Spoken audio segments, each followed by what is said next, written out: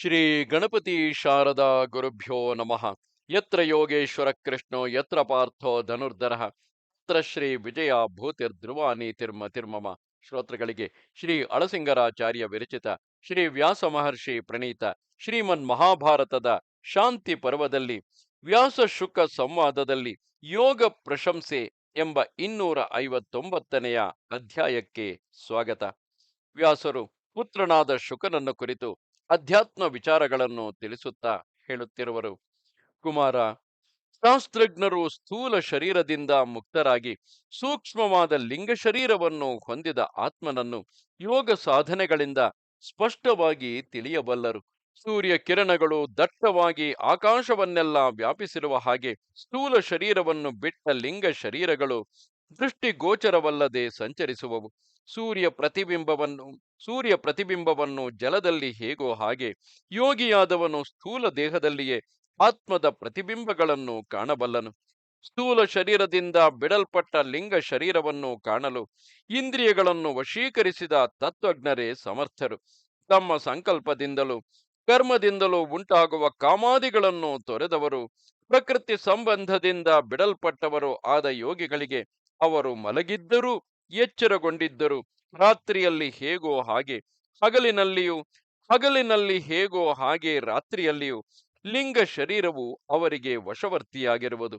ಅಂತಹ ಯೋಗಿಗಳ ಆತ್ಮನು ಪಂಚ ತನ್ಮಾತ್ರಗಳು, ಮಹತ್ತು, ಅಹಂಕಾರವೆಂಬಿ 7 ಸೂಕ್ಷ್ಮಾಂಗಗಳಿಂದ ಕೂಡಿ ಜರಾ ಮರಣಗಳನ್ನು ನೀಗಿ ಪುಣ್ಯ ಲೋಕಗಳಲ್ಲಿ ಚಲಿಸುವನು. ವಾಸ್ತವದಲ್ಲಿ ಆ ಲಿಂಗ ಶರೀರಕ್ಕೂ ಹಂತವು ಇದ್ದೇ ಇರುವುದು.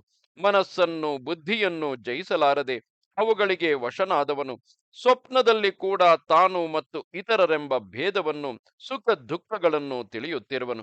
ಸ್ವಪ್ನದಲ್ಲಿಯೂ ಅಂತಹವನು ಸುಖ ದುಃಖಗಳನ್ನು ಅನುಭವಿಸುವನು. ಆಗಲೂ ಕ್ರೋಧ ಲೋಭಗಳಿಗೆ ವಶನಾಗಿ ಹಲವು ವಿಧದಿಂದ ಕಳವಳಿಸುವನು.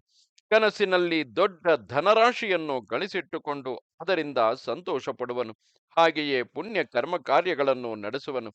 ಎಚ್ಚರದಲ್ಲಿ ಇದ್ದ ಹಾಗೆಯೇ ಕಾಣುವನು ಮತ್ತು ಕೇಳುವನು. ಹಾಗೆಯೇ ಎಲ್ಲ ಕೆಲಸಗಳನ್ನು ಮಾಡುವನು. ಜೀವನು ಗರ್ಭದಲ್ಲಿ ಸೇರಿ ಜಠರಾಗ್ನಿಯ ಬೇಗೆಯಲ್ಲಿ ಯಾವಾಗಲೂ ಬೇಯುತ್ತಿದ್ದರು, 10 ತಿಂಗಳವರೆಗೆ ಹೊಟ್ಟೆಯಲ್ಲಿಯೇ ಹುದುಗಿದ್ದರು ಅನ್ನದಂತೆ ಅಲ್ಲಿ ಜೀರ್ಣವಾಗುವುದಿಲ್ಲ. ಹೃದಯಾಂತರ್ಗತನಾಗಿ ಪರಮೇಶ್ವರನ ಅಂಶಭೂತನಾಗಿರುವ ಆ ಜೀವಾತ್ಮನ ತತ್ವವನ್ನು ರಜಸ್ತಮೋ ಗುಣಗಳಿಗೆ ವಶವಾದವರು ಯಾರೂ ಕಾಣಲಾರರು. ಯೋಗ ಶಾಸ್ತ್ರದಲ್ಲಿ ಶ್ರದ್ಧೆಯುಳ್ಳವರಾಗಿ ಆತ್ಮ ಸ್ವರೂಪವನ್ನು ಹೊಂದಲು ಆತುರವುಳ್ಳವರು ಮಾತ್ರವೇ ವ್ಯಕ್ತವಾಗಿ ಕಾಣುವ ಈ ಸ್ಥೂಲ ಶರೀರವನ್ನು, ಅದೃಶ್ಯವಾದ ಸೂಕ್ಷ್ಮ ಶರೀರವನ್ನು, ಪ್ರಳಯದಲ್ಲಿಯೂ ನಾಶವಿಲ್ಲದ ಕಾರಣ ಶರೀರವನ್ನು ಅತಿಕ್ರಮಿಸಿದ ಆ ಆತ್ಮ ಸ್ವರೂಪವನ್ನು ಕಾಣಬಲ್ಲರು. ವತ್ಸ, ಸನ್ಯಾಸ ಮೊದಲಾದ ಆಶ್ರಮಗಳಿಗೆ ಬೇರೆ ಬೇರೆಯಾಗಿ ವಿಧಿಸಲ್ಪಟ್ಟ ಧರ್ಮಗಳುಂಟು.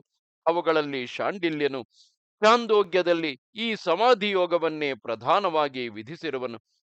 ಮನಸ್ಸಿನ ಮತ್ತು ಬುದ್ಧಿಯ ವ್ಯಾಪಾರಗಳನ್ನೆಲ್ಲ ಬಿಡುವುದೇ ಈ ಯೋಗದ ಮುಖ್ಯ ಧರ್ಮವು. ಇಂದ್ರಿಯಗಳು, ವಿಷಯಗಳು, ಮನಸ್ಸು, ಬುದ್ಧಿ, ಮಹತ್ತು, ಅವ್ಯಕ್ತ, ಪುರುಷರೆಂಬಿ 7 ಸರ್ವಜ್ಞತೆ, ನಿತ್ಯ ತೃಪ್ತಿ, ಅನಾದಿ ಜ್ಞಾನ, ಸ್ವಾತಂತ್ರ್ಯ, ಅನಂತ ಶಕ್ತಿ, ತಿಳುವಳಿಕೆ, ಈ 6 ಗುಣಗಳಿಂದ ಕೂಡಿದ ಸರ್ವೇಶ್ವರನನ್ನು, ಪ್ರಧಾನಕ್ಕೆ ಉಂಟಾಗತಕ್ಕ ಪರಿಣಾಮಗಳನ್ನು ತಿಳಿದವನಿಗೆ ಪರಬ್ರಹ್ಮ ಸ್ವರೂಪವು ಪ್ರತ್ಯಕ್ಷವೇ. ಇದು 259ನೆಯ ಅಧ್ಯಾಯವು. ನಮಸ್ತೆ ಶಾರದೆ ದೇವಿ, ಕಾಶ್ಮೀರ ಪುರವಾಸಿನಿ, ತ್ವಾಮಹಂ ಪ್ರಾರ್ಥಯೇ ನಿತ್ಯಂ, ವಿದ್ಯಾದಾನಂಚ ದೇಹಿಮೆ. ನಮಸ್ಕಾರ.